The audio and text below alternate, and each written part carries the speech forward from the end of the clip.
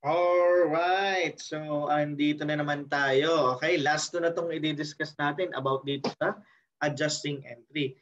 At kung hindi mo pa napapanood yung mga nauna nating video lecture, panoorin mo na. Ang mga na-prepare na natin is adjusting entry overview. Pinapaliwanag natin doon kung ano bang ibig sabihin ng adjusting entry, okay, bakit siya ginagawa.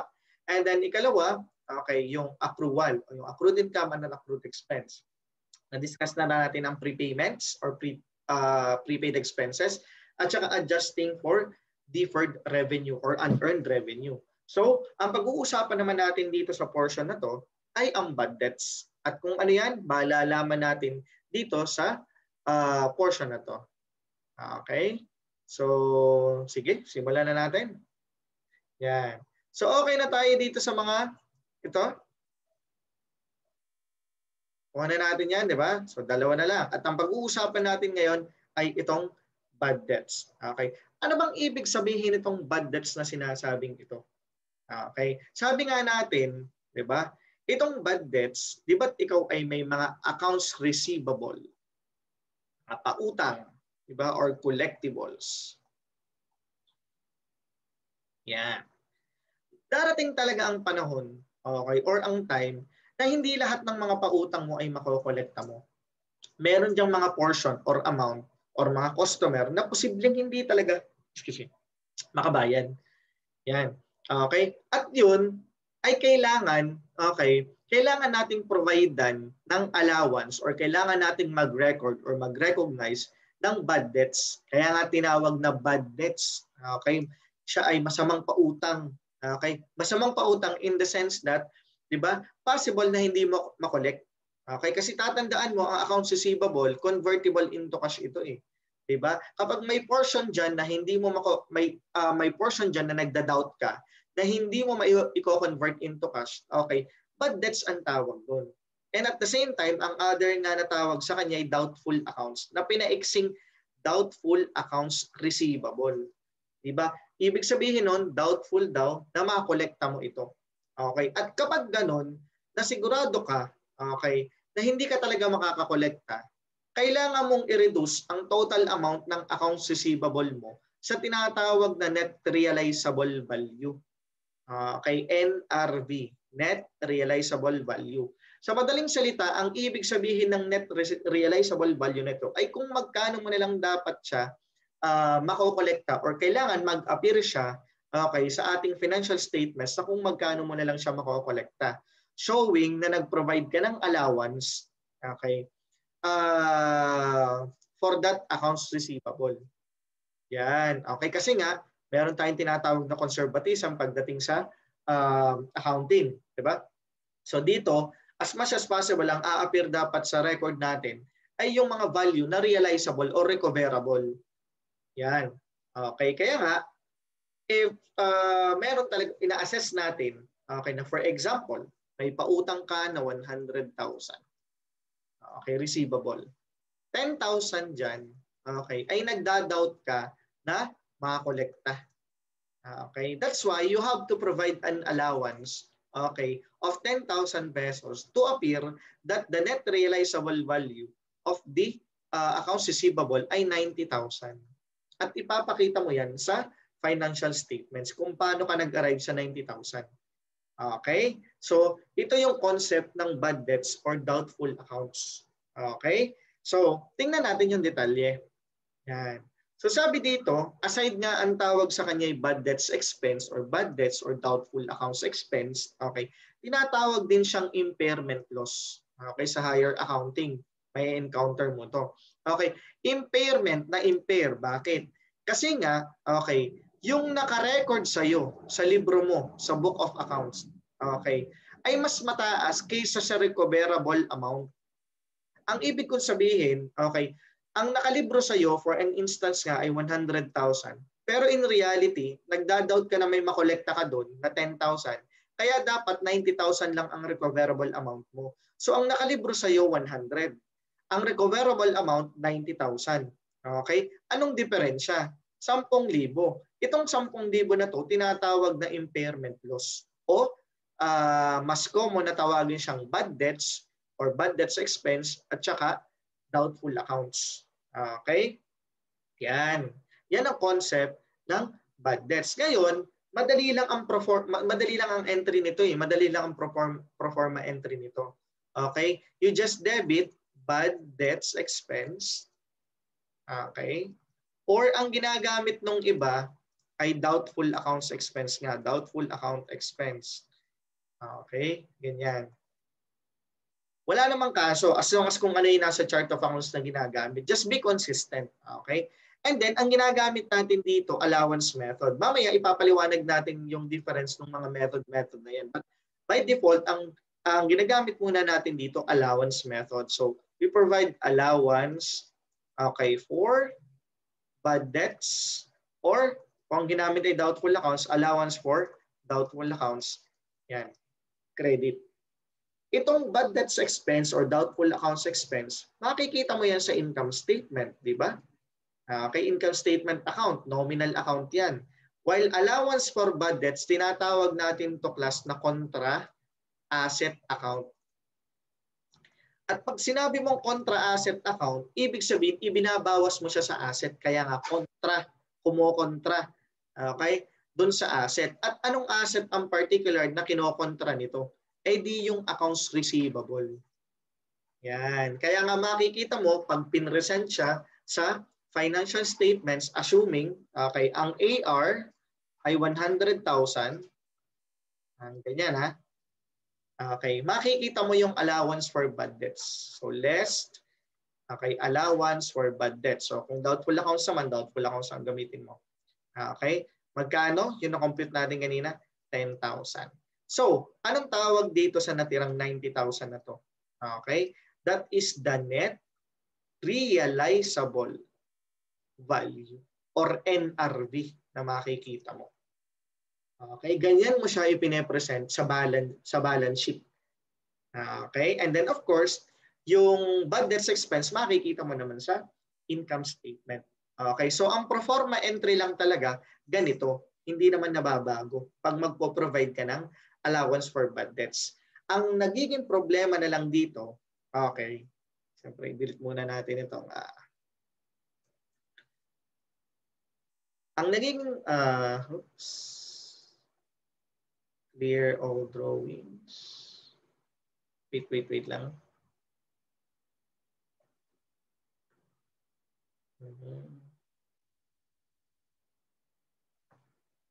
Okay.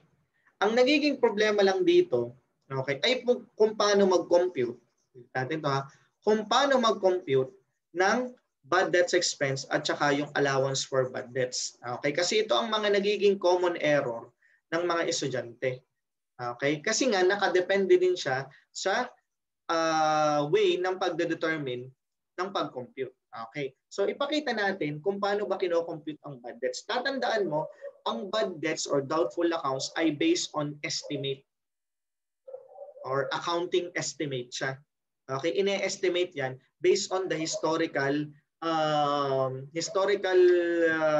background or based on history, ganito ang average amount na hindi natin nakokolekta. Kumbaga, may basis pa rin yung estimate na ginawa. Kaya nga nade-determine kung ilang percentage ang kailangang i-recognize na bad debts or allowance for bad debts. Kasi nga, estimate lang siya. So kung halimbawa, di ba, for the past 10 years, average na 1% of sales, o ibig sabihin 1% ng total na benta natin, ang hindi natin nako-collect. So yun ang nagiging basis mo, okay, ng estimate. Ngayon, meron tayo ditong tatlo na method or ways kung paano i-compute itong bad debts na ito. Okay, yung number 1, percentage of sales. Okay? Diyan, bibigyan ka sa problem kung ilang percent ng benta mo o ng sales mo ang kailangan mong i-record na bad debts or doubtful account expense. Okay? Ito tinatawag na income statement approach. Bakit income statement approach? Okay, paliwanag natin. Kasi nga, unang-una, nakabase sa sales. Nasaan ba ang sales? Di ba nasa income statement? Okay. Ikalawa, okay, kung ano man ang makompute mo dito, yun ang i-recognize mo na bad debts expense or doubtful account expense. As in expense. Okay? yun ang dapat a-appear na amount. Yan. Kaya siya tinawag na income statement approach. Okay, yung number 2 naman, percentage of accounts receivable. Ibig sabihin, ibibigay sa problem kung magkano ang total collectible mo or kung magkano ang total AR. Simple lang, imumultiply mo lang doon yung percentage para makuha mo, okay, yung allowance for bad debts. Anong pinagkaiba nito kay number 1? Una, ito tinatawag na balance sheet approach. Oops. Ang sulat natin. Ayusin natin. Balance sheet approach. Okay. Bakit balance sheet approach? Okay. Unang-una, tingnan mo naman yung basis. Accounts receivable. Saan ba nakikita ang accounts receivable? Di ba sa balance sheet? Ikalawa, okay class, kung ano man ang makompute mo dito, okay, siya yung lalabas na allowance for bad debts or allowance for doubtful accounts. Ibig sabihin, ang kinocompute mo rito ay yung final amount ng ADA or ng allowance for bad debts. Okay? Kasi nga, mamaya makikita mo sa problem, what if may balance ng existing si allowance for doubtful accounts? Anong gagawin ko? Magkano ang ire-record ko? Doon mo mamaya makikita ang pinagkaiba ni number 1 at saka ni number 2. Okay? Kung bakit siya tinawag na income statement approach at saka sa balance sheet approach. Kaya, mas may papaliwanag ko ito dun sa mga susunod na slide. Okay? So proceed muna tayo dito kay number 3. Itong aging of receivable, nakita mo naman itong aging, di ba? Although ito'y dinidiscuss sa higher accounting at hindi ko masyadong i-discuss dito yung detalye, okay, kasi dinidiscuss to sa intermediate accounting, ang kailangan mo lang malaman dito yung konsepto. Kaya siya ay aging or age of receivable, tinitingnan lang dito lahat ng listahan kung sino-sino ang mga customer. Imagine mo meron kang mga customer. Customer A, B, C, D, E hanggang Z. Yan. Okay? Ngayon, itong A to Z na to na customer mo, okay, titingnan mo kung meron silang mga utang, di ba? Kung meron silang mga utang. Tapos kung gano'n nakatagal yung utang nila. Yan. Pag sasama-samahin mo kung sino yung may mga utang na halimbawa 30 days and below, or 30 days and 30 days to 60 days, yung mga hindi pa nagbabayad, and then 61st to 120 days, at saka yung mga more than 120 days, tinitingnan mo doon. Okay? So ganun yung concept ng aging of receivables. Dito sa video lecture na to, okay, hindi natin ipapakita kung anong itsura ng aging or whatsoever. Ang ipapakita lang natin dito ay kung paano mag-compute kapag aging of receivables ang pinag-uusapan. Kaya ito, tinatawag din tong balance sheet approach, katulad din number 2. Okay? Kasi nga, receivable ang nagiging basis. At ang receivable ay asset na makikita mo sa balance sheet. Kaya balance sheet approach din ang tawag sa kanya. Ngayon, okay, para mas maipaliwanag kong mabuti ang pinagkaiba nitong tatlong ito, magpakita tayo ng problem. Yan. Okay? So ito, lalagyan ko na kaagad ng title. Bad debts expense.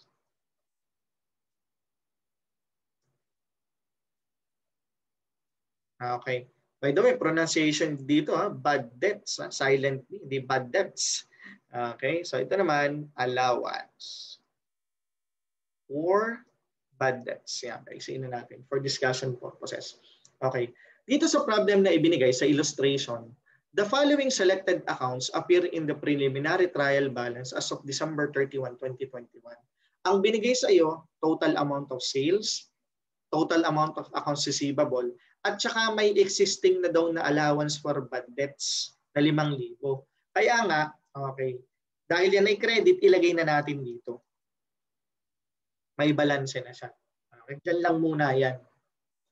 Ngayon, dito, pag gagawin ka ng journal entry or adjusting journal entry, assuming na ang bad debts expense daw ay computed based on estimated at 1% of sales. Okay? So madali lang. Magkano ba ang sales? Di ba? 100,000. I-multiply mo lang sa percentage of sales na 1%. So magkano ito? 1,000, di ba? So, ang i-recognize mo daw na bad debts expense ay 1,000. Kaya nga, kung e-entryhan mo siya ng December 31 as adjusting entry, Okay, ang ide-debit mo, bad debts, okay, expense, magkano? 1,000. Okay, and then credit, allowance, paigsin na lang natin ha. For illustration purposes lang naman to. Bad debts, okay, magkano? 1,000. Okay, kaya nga, kung ipopost mo yan dito sa T account, ang mangyayari, as of December 31, magkakaroon ka ng okay, 1,000 dito. And then dito, dahil, di ba, nag-recognize ka ng additional bad debts, madadagdagan siya ng 1,000. Okay? So, a total of 6,000 pesos na. At ito naman, 1,000. Kaya kapag tinanong ka, magkano ang bad debts expense? 1,000. Pero pag tinanong ka, magkano ang total allowance for bad debts? Ang sagot, 6,000. Bakit? Eh may existing ka ng balancing 5,000. Okay, dinagdagan mo lang ng 1,000. Okay? So ito, ang tawag dito sa percentage of sales, okay, ay income statement approach or ISA. Yan, income statement approach kasi nakabase siya sa sales. Ngayon, ang magiging trick dito, babantayan mo kung ang nakalagay ay halimbawa estimated at 1% of, pag nakalagay ay sales, ibig sabihin gross sales. Pero kapag ang nilagay ay net sales, ibig sabihin neto na. Yung sales mo, meron ng discount yun, nabawasan na ng discount, nabawasan na ng mga returns and allowances. So, babantayan mo lang mabuti kasi baka mamaya ang sinabi, based on percentage of sale or based on percentage of net sales, ang ginamit mo, yung gross sales, yung hindi pa nababawasan. Babantayan mo lang din mabuti kasi pwede rin namang mangyari. Okay, so problem. Yun yung mga twist na inilalagay. Okay, so ngayon, alam mo na yung ISA or yung income statement approach ng percentage of sales. Madali lang, minumultiply lang. Okay, anong kaibahan niya rito sa susunod na approach? Okay, na balance sheet approach. Again, okay, same problem, isulat lang natin dito, bad debts expense. Pinaiksi ko na for illustration purposes, tsaka allowance for bad debts. Okay, again, meron na itong balanse na 5,000 pesos. Yan. Okay, so sige, same ulit. Yun ulit ang given. Okay. This time, okay, compute the bad debts. Okay, tanggalin natin to. Ayan. Compute the bad debts expense assuming that the bad debts is estimated at 9% of the accounts receivable. Okay, so ilatag natin. Magkano ba ang accounts receivable? Di ba? 250,000. At madali lang, imumultiply mo lang naman yung percentage, di ba? Which is 9%. Okay? So magkano ang 9% ng 250,000? Okay? That's 22,500. Sulat natin. Yan. Okay? Double check natin. 22,500. Correct. Okay. Tanong, ito na ba yung ilalagay mo dun sa entry? Okay. So, entryhan nga natin. Ganun ulit. December 31, 2021. Yan. So, again, bad debt, expense, and then allowance. Okay. For illustration purposes, paiiksiin ko ha, bad debts. Yan. Magkano ba dapat ang i-recognize mo? Ang tanong, ito na bang 22,500? Katulad din nung ginawa mo dun sa nauna na ito, na percentage of sales, di ba? Yung 1,000. Okay, yan na ba ang i-entry mo dyan? Answer, no. Kasi meron tayong balanse na 5,000. So, ibig sabihin, kaya nga siya tinawag na balance sheet approach. Kung meron ka ng balanse, okay, kailangan itong na-compute mo, ito na yung magiging total ADA or total allowance for bad debts. Eh ngayon, meron ka ng balanse na 5,000. Okay, kaya nga, di ba? Kaya nga, okay, kailangan lumabas na ito 22,500. So ibig sabihin, magkano lang dapat ang iyong ire-record? Yan. Para from 5,000 maging 22,500 siya. So simple lang. O, di ang gawin natin, 22,500 ang na-compute mo, minusan mo lang ng 5,000, di ba? O, so magkano yon? Okay, 17,500 ang kailangan mong, oops, Tayo. Yan. 17,000, tayo. 17,500. Okay. Ang kailangan mong i-record na bad debts expense. Okay? Para from 5,000 maging siyang 22,500. Okay? Wala kang problema kung halimbawa wala namang balanse si allowance for bad debts. Assuming zero yan, di ba? So ibig sabihin, ito na yung i-record mo kung walang balanse. So problem kasing ito, actually doon din sa mga laging nagkakamali ang estudyante, nakakalimutan nila na may balanse yung allowance for bad debts. So nakakalimutan nilang i-minus kapag ang ginagamit ay percentage of accounts receivable. Kasi balance sheet approach ito. Anything na makompute mo dito, yun na dapat yung total allowance for bad debts niya. Kaya i-consider mo ito, yung 5,000 yan. Kung meron, babantayan mo lagi.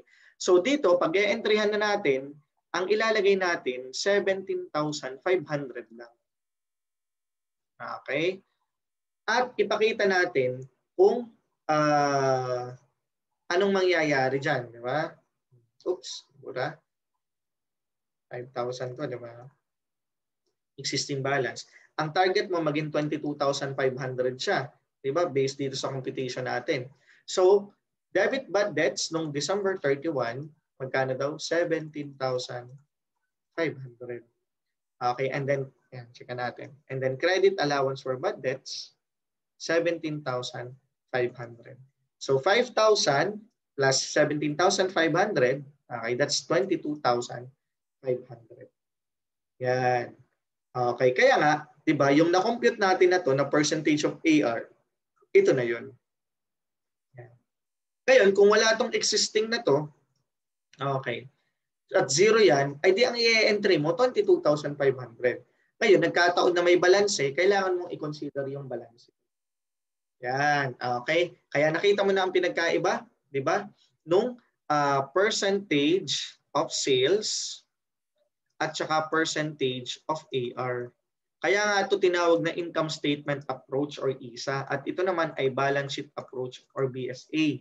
Di ba? Kasi ito, anything na mo-compute mo sa ISA, okay, yun yung i-re-record mo na bad debts expense. Dito naman, okay, anything na ma-compute mo, yun dapat yung balanse ng allowance for bad debts. Diba? At kung mayroong amount katulad nito, may 5,000, kailangan mong i-consider. Okay? Yan ang pinagkaiba ng dalawa, ni income statement approach or ISA at saka ni balance sheet approach. Okay? Yan. So ganyan lang naman yung mga nagiging common problems sa bad debts. Okay? Walang masyadong complicated ano naman dito. Okay? So magpakita pa tayo. Ito naman kasunod. Okay, same problem or same problem din yung inano natin. Pero dito, aging of accounts receivable. Okay? Ngayon, dito sabi, the allowance for bad debts should be increased by 1,100. Okay? So again, ilagay ulit natin, bad debts expense, allowance for bad debts. Okay, ito daw may existing na. Okay, 5,000. Ang nakalagay dito sa problem, babantayan mo, nakalagay should be increased. Yun daw allowance for bad debts. Ito. Okay. I should be increased by 1,100. Sa Tagalog, kailangan madagdagan siya ng 1,100. Okay? So, pag ganun, anong gagawin mo? Pwede simple, katulad lang din ng proforma entry natin. Okay? Debit, bad debts expense. Ano na tayo ha? Para for illustration purposes lang naman. Pero kapag recording, huwag mo itong gagawin. Huwag ka mag-abbreviate. And then allowance for bad debts. Okay, magkano? Sinabi naman sa iyo yung amount eh. Mag-i-increase daw siya or madadagdagan daw siya ng 1,100. So yan na yun. Okay, so kapag ipinlat natin, lagay natin dito, pinost natin siya, 1,100. Final amount. Ito naman, madadagdagan daw ng 1,100. A total of 6,100. So, nag-increase by 1,100. Okay, ngayon, pwedeng ang gawin dito ay increase to. At yan yung susunod nating problem. Okay? So, kung mapapansin mo dito, ganun pa rin naman yung proforma entry. Kaya hindi ka mahihirapan. Sa amount ka na lang pwedeng magkamali dito. Pero sa mismong journal entry na ide-debit at i-credit mo, hindi na kasi standard naman yung entry na natin yan. Okay? Yan. So ito, okay, same problem ulit. Pero ang nangyari dito, di ba, aging of receivables din, yung allowance for bad debt daw should be increased to 6,500. To 6,500. Papunta sa 6,500. Kailangan maging 6,500. Okay, hindi 6,500 ang madadagdag. Hindi katulad nung una. Okay, ito, papunta sa 6,500. Kaya nga, again, okay, doon sa post sa T account natin, ito ay bad debts expense, allowance for bad debts. Di ba may existing ka ng amount na 5,000? Kailangan daw siyang maging 6,500. Di ba? Ang tanong, okay, magkano ito? At saka magkano yan? Okay? So from 5, kailangan maging 6,500. Magkano ang diferensya? Di ba 1,500 ang kailangan madagdag? Yun ang kailangan umapir dito at saka dito. Kaya nga, pag e-entryhan mo siya, December 31, 2021. Okay, ganun ulit. Debit bad debts expense. Again, wag mag-abbreviate kapag actual na ha. For illustration purposes lang ito. Okay, and allowance for bad debts. Yan. Magkano ang ire-record mo? 1,500 lang. Okay, hindi 6,500. Kasi nga ang aim mo, increase to 6,500. So ito daw, na 5,000 ay kailangan maging 6,500. Kaya madadagdagan siya ng magkano lang? 1,500. Yan. Okay? Yan. Okay? So, yun lang. Ang magiging discussion natin dito sa adjusting journal entry ng bad debts. Okay? Ganito lang yung mga normal na na-encounter sa problem solving. Kaya nga, madali lang siya. Okay? So, ang kasunod na natin i-discuss sa kasunod nating video lecture ay computation ng depreciation. At again, madali lang din yun. Okay? Nilalagyan lang ng twist kaya humihirap. Okay? Kaya tune in ka dito sa ating video lectures sa susunod na video lecture natin. Okay? So, thank you very much and happy learning.